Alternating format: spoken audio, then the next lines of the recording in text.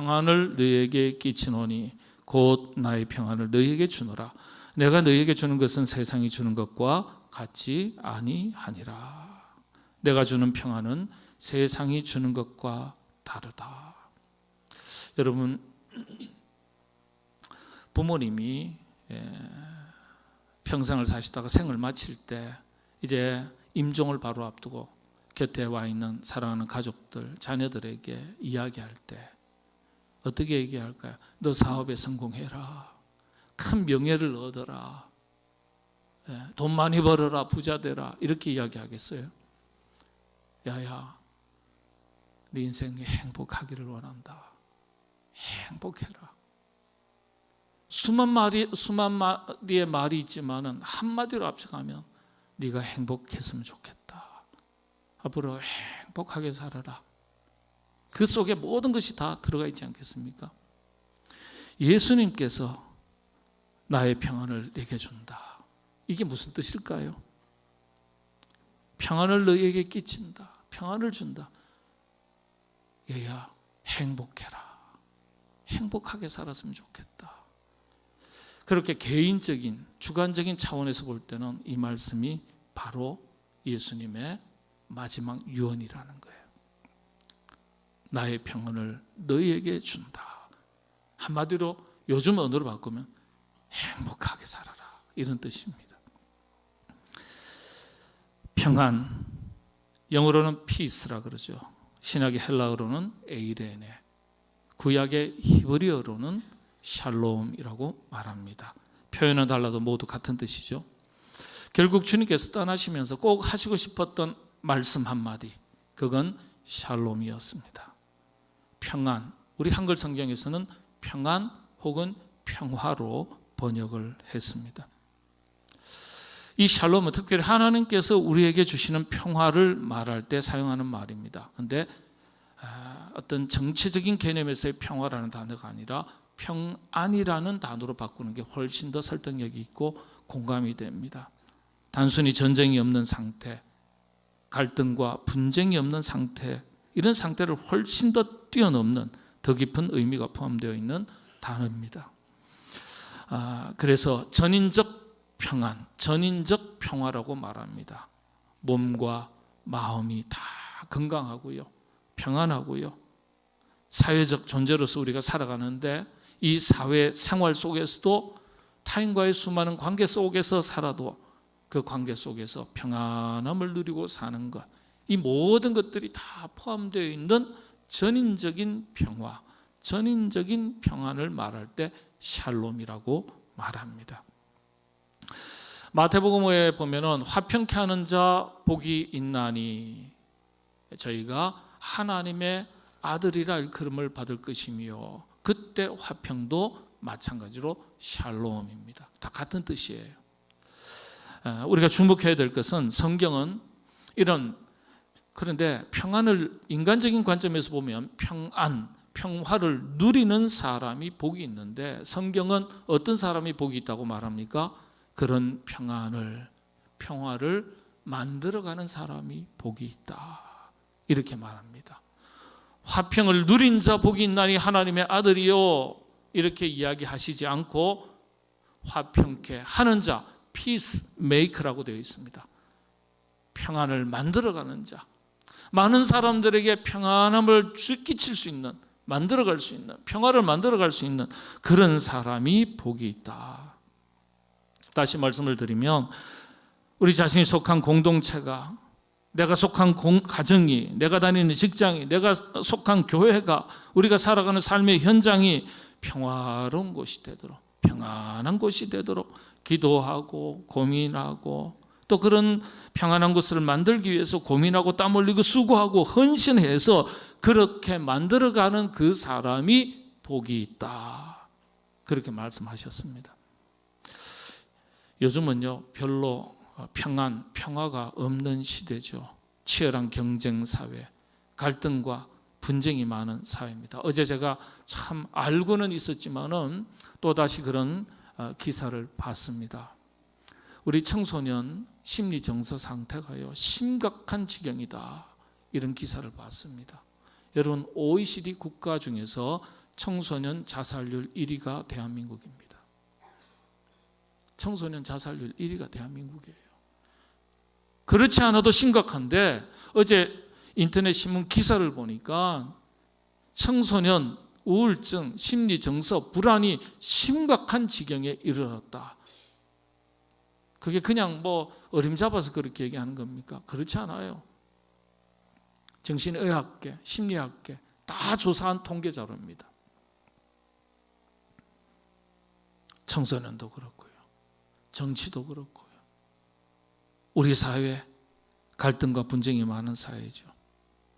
갈등을 해소하기 위해서 사용되는 직간접적인 비용이 불과 지금 4, 5년 전에 124조였는데 제가 처음 조사할 때 근데 금년도에 130조가 조금 넘습니다. 놀라지도 않으시네요. 갈등과 이 분쟁 이걸 해소하기 위해서 사용하는 직간접적인 비용 130조가 넘었어요. 오늘 그래서 우리 시대 사람들은요 마음이 무척 지쳐있는 시대를 살아갑니다.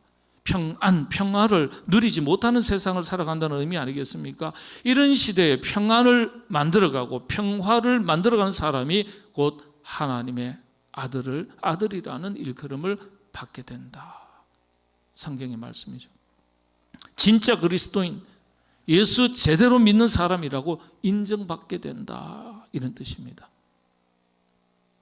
평화를 만들어가는 일에 이렇게 살고 이런 일에 쓰임받아야 하나님께나 사람에게나 하나님의 아들, 하나님의 자녀, 그리스도인으로 인정받게 되는 것입니다.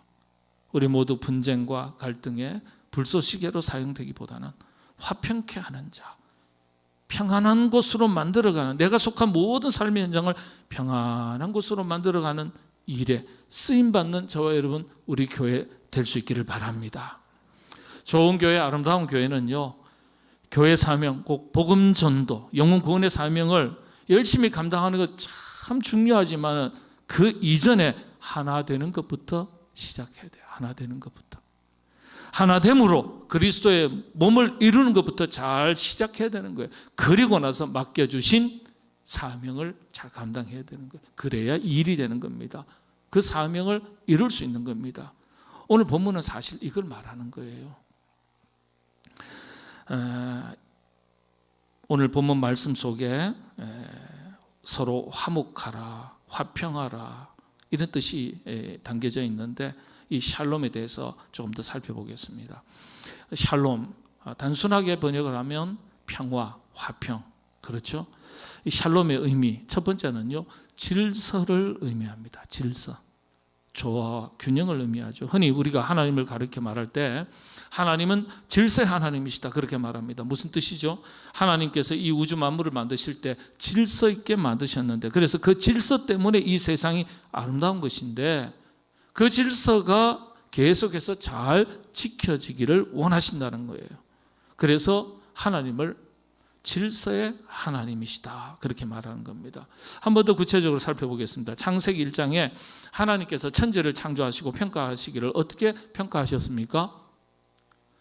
보시기에 심히 좋았더라. 어떤 신학자는요 그래서 한글 성경에서는 보시기에 심히 좋았더라 이렇게 말씀하셨지만 하나님의 언어로 이걸 압축하면 하나님께서 지으신 모든 피조물 세계를 보시고 나서 야 보기에 좋은데 이렇게 말씀하신 게 아니라 한마디로 하신다는 감탄사. 이야 샬롬인데, 이야 샬롬인데 이렇게 말씀하신다는 거예요. 그런 신학자가 있어요. 보시기에 심히 좋았더라. 이 창세기에 좋았더라는 말의 히브리어는요 토브라고 해요. 근데 이게 최선이라는 뜻입니다. 가장 선한 것, 가장 보기에 좋은 것, 가장 아름다운 것 이런 뜻입니다. 최선이라는 게 가장 좋은 상태. 가장 좋은 상태는 어떤 상태입니까? 창조된 원래의 상태를 유지하는 것이 최선의 상태예요. 그걸 샬롬이라고 말하는 겁니다. 그래서 성경에서 말하는 샬롬의 첫 번째 의미를 질서라고 말하는 거예요. 질서. 여러분들 이 샬롬이 곧 질서인 것을 분명하게 성경은 가르쳐주고 있습니다. 고린도전서 14장 33절에 보면 하나님은 무질서의 하나님이 아니시요 오직 화평의 하나님이신니라. 원문에는 샬롬. 그러니까 무질서와 샬롬을 비교시켜 놨어요. 그러니까 질서가 샬롬인 거예요. 하나님은 무질서의 하나님이 아니시다. 샬롬의 하나님이시다. 이렇게 되어 있어요. 질서의 하나님. 무질서의 하나님이 아니라 질서의 하나님이신데 이 질서가 뭐라고요? 샬롬이다. 이렇게 기록되어 있어요. 질서를 영어로는 오더라 그러죠. 오더. 흔히 식당에서 음식을 주문할 때 사용하는데, 또 물건이 고장난 경우에도 아웃 오브 오더 그러죠. 예. 물건이 처음 만들어졌을 때 그 상태를 유지하지 못하고 그 기능을 상실했을 때, 고장났을 때 그렇게 말합니다. 또 우리가 건강을 잃어버리고 병들었을 때 디스오더라 그러죠. 질서에서 비켜난 거예요. 질서가 무너졌다는 뜻입니다. 원래의 상태 무너진 거예요. 병들어서 몸이 아프니까 마음도 불편하고 다니고 싶어 다니지 못하고 우리 몸의 균형과 신체 기능의 조화가 깨어져 버린 상태, 병든 상태, 그걸 말합니다. 그래서 샬롬은 질서를 말하고 이 질서는 조화와 균형을 말합니다. 질서가 잘 잡혀 있으니까 조화가 있고 조화를 이루니까 보기에 아름다운 것입니다. 그래서 이것이 샬롬입니다. 외국에 가보면요, 선진국과 다르게 모든 후진국들의 공통점 하나가 있습니다. 그게 뭐냐? 무질서, 질서가 없다는 점이에요. 후진국일수록 질서가 없어요. 교통 질서는 두말할 것도 없고 무질서한 것이 공통적인 특징입니다. 여러분, 나라도 사회도 회사도 가정도 교회도 다 마찬가지예요. 교회에도 질서가 있어요. 영적으로 깊어지면 깊어질수록 질서가 갖추어지는 법이에요. 말씀드린 대로 개인도 마찬가지예요. 아름다운 교회, 좋은 교회의 기초는 질서가 분명한 교회인 거예요. 여러분, 국어사진에 질서를 순서라고 다르게 적어 놓았어요. 순서, 먼저 해야 될 일과 나중에 해야 될 일, 중요한 일이 있고 그렇지 않은 일, 직분과 역할에 따라서 나서야 될 자리, 물러설 자리 분별하고 자신의 일을 잘 감당하는 것이죠. 여러분, 간혹 우리가 이야기하는 것 중에 이런 말이 있습니다. 돛대기 시장 같다. 들어보셨나요? 교회 안에서는 잘 사용하는 용어가 아니죠. 그런 단어도 있었습니까? 예, 돛대기 시장 같다. 아주 시끄럽고 순서가 없는 무질서한 경우를 두고 하는 말입니다. 우리 가정도 교회도 사회도 돛대기 시장 같은 곳이 되면 곤란하지 않겠습니까? 우리 교회도 아주 질서가 분명한 교회, 조화로운 교회, 균형 잡힌 교회로, 아름다운 교회로 날마다 든든하게 서가기를 바랍니다. 교회만 그렇습니까? 가정도 마찬가지예요. 질서가 이거 뒤죽박죽 그래 돼 있는 가정도 많아요. 여러분의 가정에도 일터에도 우리 사회에도 우리 인간관계에도 질서가 있어야 돼요. 그런 은혜가 넘치시게 되기를 바랍니다. 우리 교회가 해야 될 중요한 사명 중에 하나가 여러분들 복음의 사명도 있지만은 사회 질서, 창조 질서를 바르게 지켜나가는 일에 관심을 가지고 그 일을 감당해야 됩니다. 한국 교회 신앙생활의 전반적인 문제가 뭐냐 하면 너무 기복적이라는 거예요. 개인주의에 빠진 신앙생활이 중심에 있다는 거예요. 그래서 사회에 관심을 가져야 돼요. 그렇다고 사회가 무질서하다고 아주 소리치고 데모해서 사회 질서를 잡는 것이 아니라 바른 윤리와 도덕성 그리고 건전한 가치관을 가지고 또 좋은 문화를 만들어서 사람들에게 알리고 보급하는 일에 앞장서서 그래서 사회를 질서 있게 아름답게 만들어가는 것이죠. 그게 또 하나의 사명입니다. 그리고 창조 질서 회복, 특히 교회가 자연보호라든지 환경을 깨끗하게 지켜나가는 일에 아주 솔선수범하는 것, 그 자체가 하나님께서 만드신 자연의 창조 질서를 지켜나가는 거예요. 바로 이게 교회가 선교와 전도 이 못지않게 감당해야 될 사명 중 하나입니다. 거창한 데서부터 시작하는 것이 아니라 우리 주위에 나무 한 그루, 풀 한 포기 잘 가꾸는 것도 하나님의 창조 질서를 지켜나가는 것이라는 인식 아래에서 우리가 교회 사명을 감당할 수 있어야 되겠습니다. 여러분 한 분 한 분이 우리 교회도 교회에서든지 가정에서든지 모든 곳에서 무너진 질서를 바르게 세워나가는데 주인공 역할을 하시는 여러분 되시기를 바랍니다. 그 주인공 역할은요, 깊고 조용하게 감당하는 것입니다. 오늘 혹시 말씀을 또 들으시고 하나님께서 기뻐하시는 것이 질서인데 이렇게 생각하시면서 오늘 먼저 우리의 가정의 질서부터 바르게 세워나가야 되지. 우리 남편의 권위를 그냥 다 권위가 떨어졌는데 가정에서부터 남편의 권위를 바로 잡아야 돼. 아버지의 권위를 바로 세워야 돼. 뭐 이렇게 소리치시다가 또 그러다가 가정 질서 세우시다가 괜히 뜻이 달라가지고 부부싸움 하시고 그러면은 있던 질서도 다 무너지니까 그 곤란하지 않겠습니까? 그러니까 영적인 일은 언제나 팔을 긋고 나서서 요란하게 시끄럽게 하는 것이 아니라 아주 조용하게 그리고 깊게 보이지 않게 하는 것입니다. 여러분들이 그런 일에 성공하시게 되기를 바랍니다. 두 번째 샬롬은 이 관계를 의미합니다. 관계, 릴레이션십이라고 그러죠. 릴레이션십. 유대인들이 아침에 일어나서 샬롬 그러면 평안하세요 이런 뜻도 있습니다만은 유대인들에게는 또 하나의 의미가 있습니다. 어떤 거냐면 오늘도 좋은 관계를 맺는 하루 되십시오. 좋은 사람 많이 만나시고 좋은 관계, 행복한 게 맺어가면서 사시는 하루 되십시오. 이런 뜻입니다. 이런 뜻이 녹아나 있다 그래요. 이게 책을 보니까 그렇더라고요. 유대인들은 그렇다는 거예요. 좋은 관계를 맺고 사십시오. 어떤 관계입니까? 성경에서 말하는 관계는요, 단순하게 사람과 사람 사이의 관계만을 말하지 않아요. 세 차원의 관계가 있습니다. 첫 번째는 하나님과 우리 자신과의 바른 관계, 그리고 두 번째는 사람과 사람 사이에서의 바른 관계, 세 번째는 자기 자신과의 바른 관계입니다. 자기 자신과의 바른 관계, 어떤 차원인지 잠깐 살펴보겠습니다. 첫 번째, 하나님과 나와의 자신과의 바른 관계. 예수님께서도 관계를 회복시키시기 위해서 십자가에 달려 돌아가셨죠. 성경이 이렇게 기록하고 있습니다. 로마서 5장 1절인데요. 그러므로 우리가 믿음으로 의롭다 하심을 받았으니 우리 주 예수 그리스도로 말미암아 하나님과 화평을 누리자. 좋은 관계를 누리자. 맺고 누리자 이런 뜻입니다. 주님의 십자가로 말미암아 불순종으로 범죄에서 하나님과 우리 인간 사이에 우리와 사이에 관계가 깨어졌지 않습니까? 그래서 십자가를 통해서 깨어진 관계가 회복되자. 하나님과 우리와의 바른 관계를 회복하자 이런 뜻이거든요. 여러분 모든 관계의 기초는요. 그래서 하나님과의 바른 관계에서부터 비롯되는 겁니다. 여기에서부터 모든 관계가 출발하는 거예요. 근데 우리가 한 가지 오해하지 말아야 될 것은 하나님과의 관계가 중요하지만 거기만 머물러 있으면 문제가 됩니다.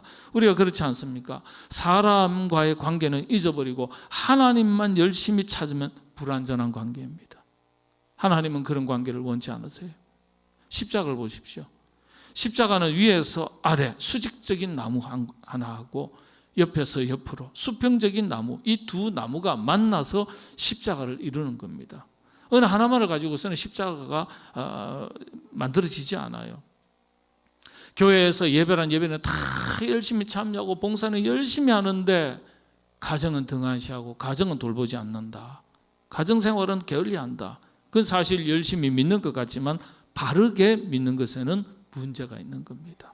또 그와는 반대로 하나님과 나와의 경건한 관계는 없어지고 바른 관계는 없어지고 그저 사람들만 열심히 쫓아다니고 그렇게 사람 만나고 사람 좋다는 소리는 듣기는 하지만은 사람 관계 잘하는 것 같지만 하나님과 바른 관계가 맺어지지 않는 거예요. 이 십자가의 바른 이해가 아니죠.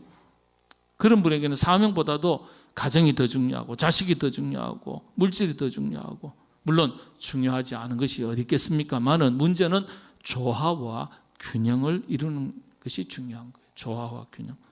하나님과의 바른 관계는요. 그런데 우리가 꼭 생각해야 될 것은 사람과의 바른 관계와 함께 가는 것입니다. 균형과 조화가 필요하죠. 그래서 샬롬의 두 번째 관계는요. 사람과의 바른 관계를 말합니다.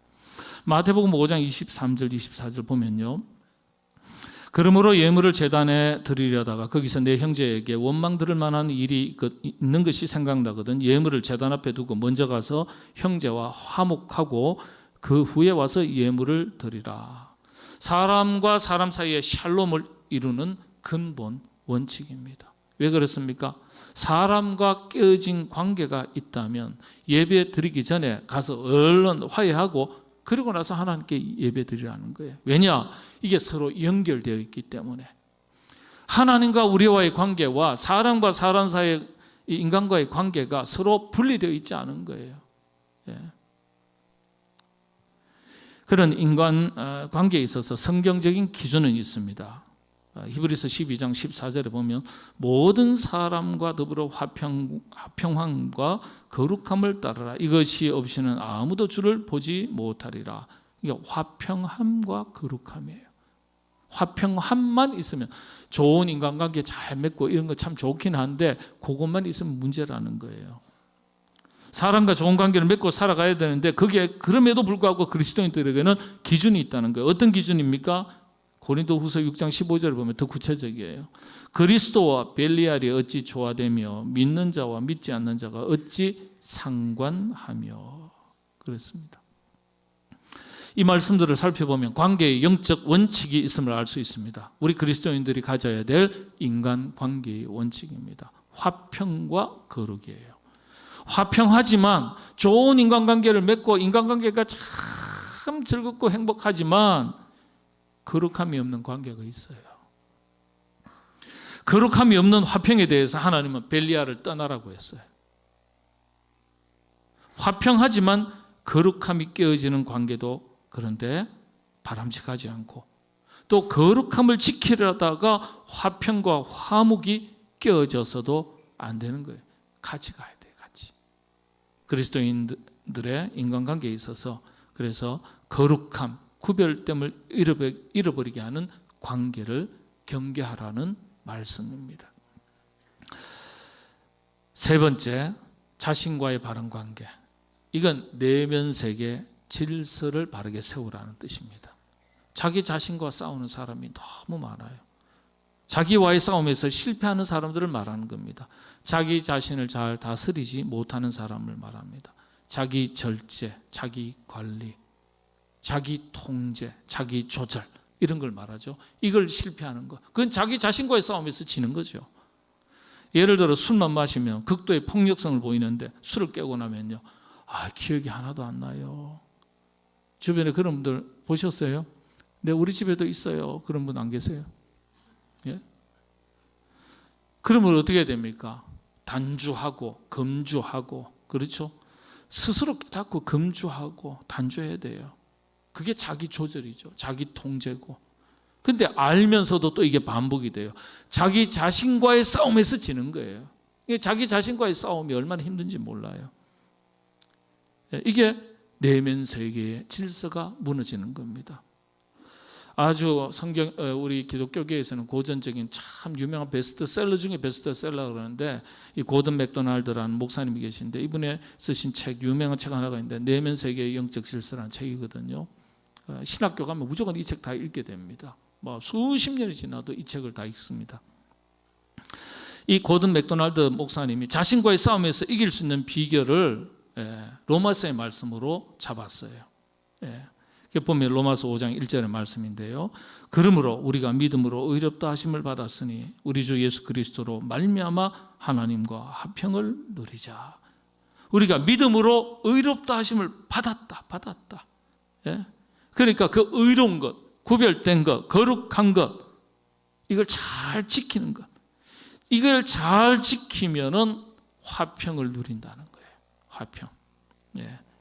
내면 세계의 질서가 갖춰진다는 거예요. 우리의 육신의 삶이든지 사회생활이든지 가정이든지 하나님과의 바른 관계로부터 회복할 때 우리의 모든 삶이 제자리를 잡는다는 거예요. 그래서 깨끗해지는 거룩한 삶, 구별된 삶을 살아야 되는데 그 결과 유익이 뭐냐 했을 때 하나님과의 화평이라는 거예요. 그게 평안입니다. 하나님과의 화평이 평안해.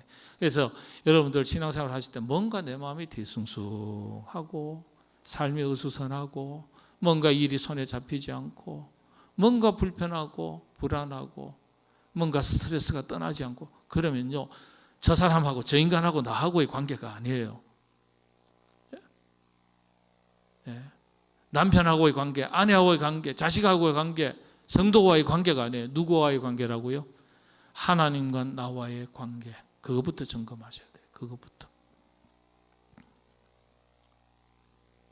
그래서 하나님과의 바른 관계를 잘 맺으면 그때 우리에게 주어지는 유익이 샬롬의 은혜, 평안의 은혜라는 점입니다.